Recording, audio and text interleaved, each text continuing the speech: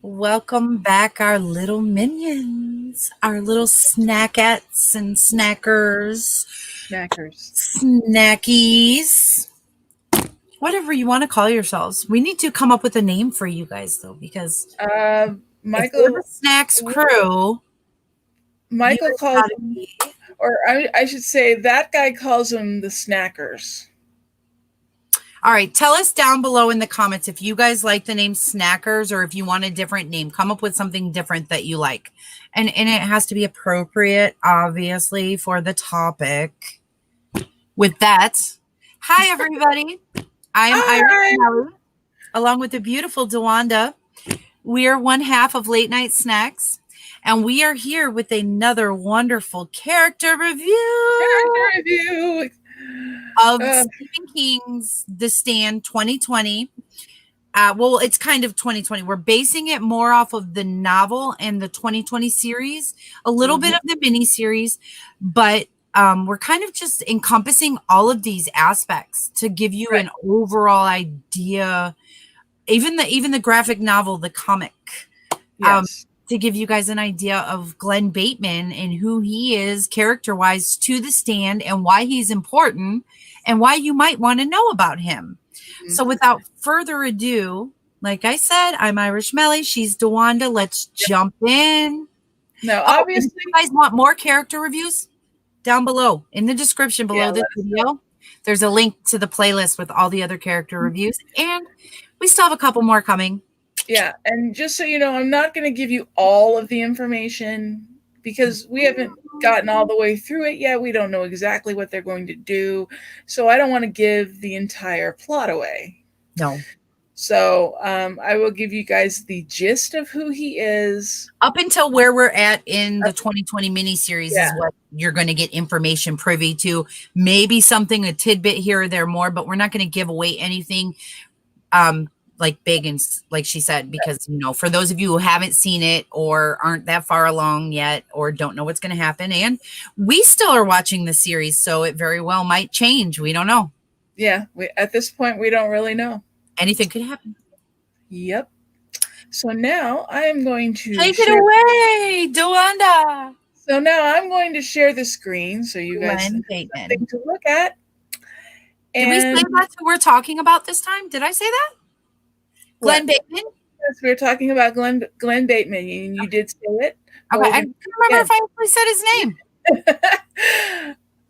So now I'm going to share the screen so you guys have something to look at while I talk about this. Here we go. We're going to do this. And I will show you guys plenty of images of what Glen Bateman looks like while Dewanda explains the character to you. Full screen. So you get to hear our voices. Little dots.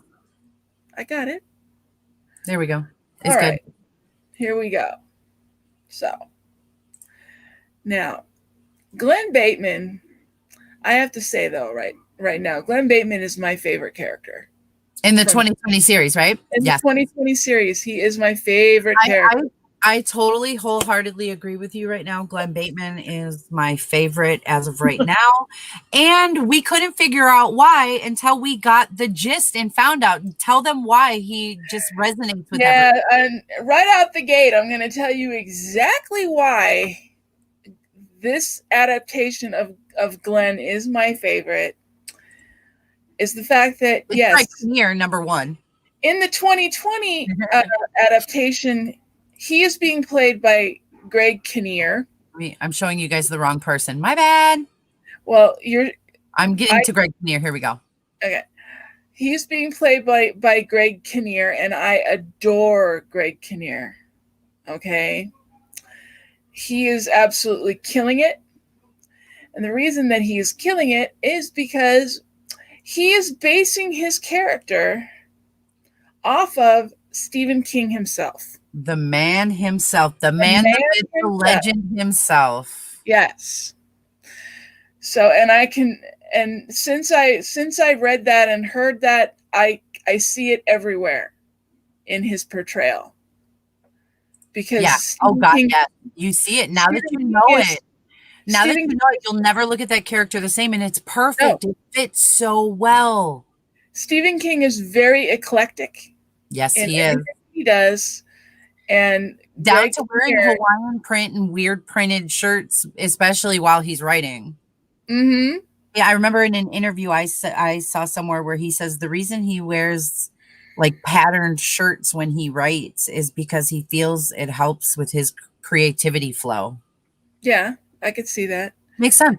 Now, in the '94 adaptation, he was played by Ray Walston. Now, his portrayal was very good as well. Yes, and he's an So, amazing was an amazing actor. I believe he yeah, passed, didn't he? he did pass. Yes, I do not remember what year it was, but yes, he did pass. But yeah, he had an amazing career himself, but he was an amazing actor with a wide range, wide range. Mhm. So here's a little background on Glen Bateman. Glen Bateman is a retired sociology professor. Um, so he's got a lot of knowledge about a lot of different things, and he's not afraid to speak his mind in any way, shape, or form.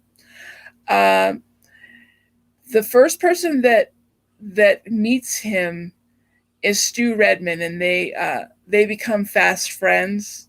They're in a way they're almost like soulmates in a way because they understand each other extremely well and they get along extremely well. He is part of the Boulder committee when the Boulder Free Zone is established. He's Where also we have Stu, Glenn, Franny, Larry, and Nick as our committee. and his sidekick is Kojak the dog. Yeah. Yeah, the only dog that actually survives the apocalypse. Yeah, and he talks about that. Glenn does, where he talks about the fact that last he had heard when there was still news to listen to was that dogs were actually getting it too. Pets and animals were getting it, and then that's when they both have him and Stu have the epiphany about, except for the, as they say, the blank Except for the deer. deer. Yeah, all the deer The deer. are immune, but all the other animals are dying. So yeah, he's kind of he's an interesting character. He's kind of hard to explain because he plays a pretty big role in the series, but trying to explain the reasoning that he's on the committee itself, other than like he writes all the speeches and he's able to explain things to everyone. He's a very educated man. He's a very educated individual, but he's a very creative and artistic person. Yes. Like you said, eccentric as well as another word that I would use Mhm. to describe him for sure. I mean, he's 57. He's 57 years old. He has arthritis. He's a widower. Um, Um, he's there's other things about him. He loves to paint, but he doesn't paint very well. And he'll tell you that every chance except he when gets. he apparently has dreams. Yeah, Mother Abigail dreams, or dreams, of people in the future. I yeah. He's actually, where is he from? He is from. I had this written down and now I can't find it. Figures.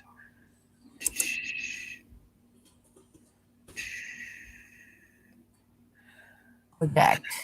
I can't remember where he's from. I'm not sure. There we go. There's Kojak. Yeah, we love He's got his Kojak. own wiki, dude, in the fandom. Of course he Kojak got his does. own wiki. He So should. He's a main character too. Yeah. yeah, I know.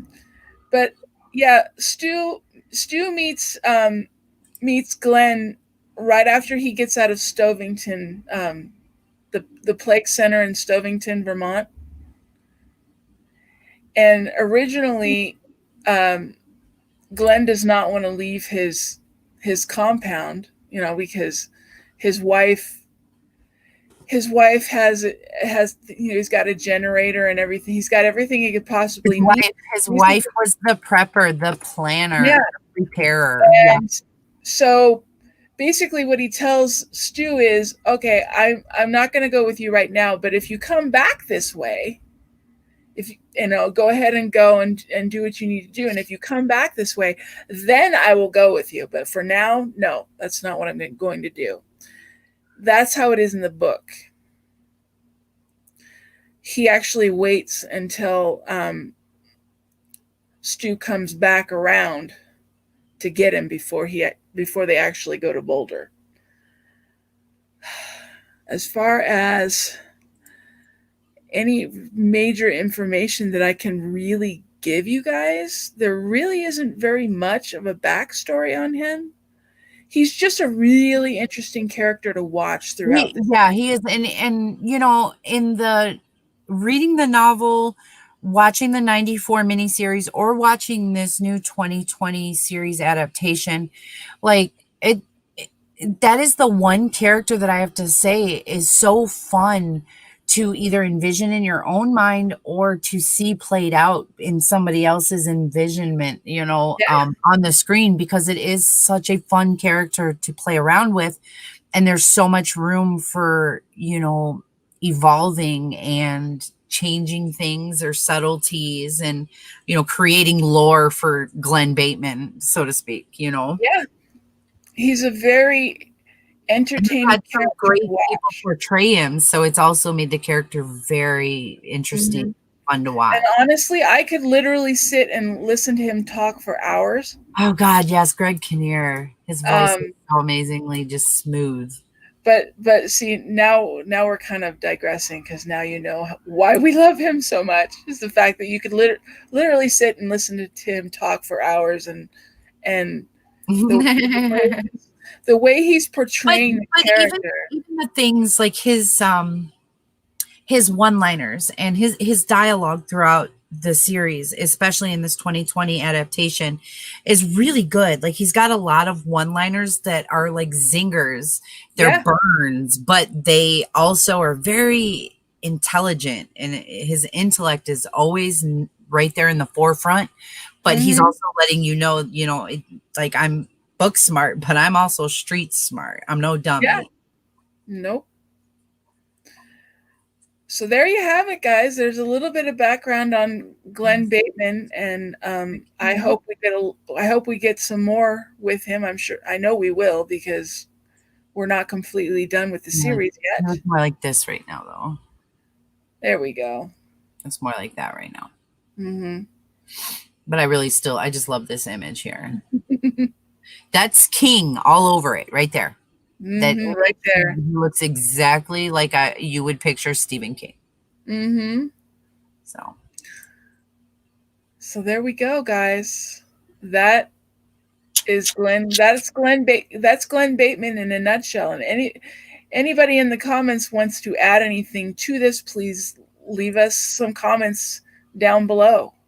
Please do. We would love to hear it from you guys. We're always interested in hearing from people from our channel. Let us know how we're doing. Let us know if you guys are watching this show, or if you suddenly, have decided, well, maybe now I'll check it out.